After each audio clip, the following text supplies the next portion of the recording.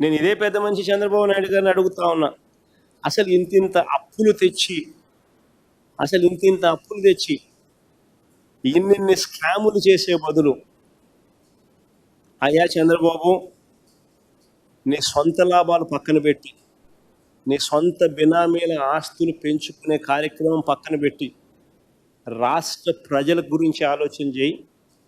కావాలంటే విజయవాడ గుంటూరు మధ్యలో ఎన్హెచ్ దగ్గర నాగార్జున యూనివర్సిటీలోనో, లేకపోతే ఒక 500 ఎకరాలు అక్కడ గుంటూరు విజయవాడ మధ్యలో ఎక్కడో ఒకసారి తీసుకొని 500 ఎకరాలు నువ్వు కట్టాల్సిన బిల్డింగ్ ఏదో కట్టు, రీజనబుల్గా ఏదో సైజులో అయిపోతుంది.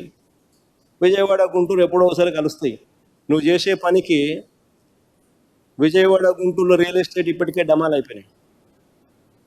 మా హయాంలో విజయవాడ నుంచి మచిలీపట్నం దాకా రియల్ ఎస్టేట్ రేట్లు పెరిగినాయి.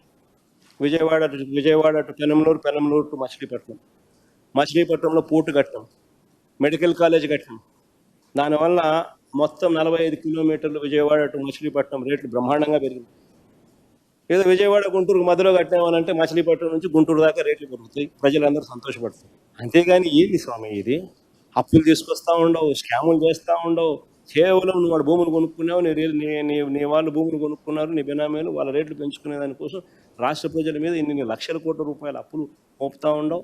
విజయవాడ గుంటూరు ప్రజలకు సంబంధించిన రియల్ ఎస్టేట్ భూములన్నీ క్రాష్ చేస్తూ ఉండవు, డమాల్ చేస్తూ ఉండవు.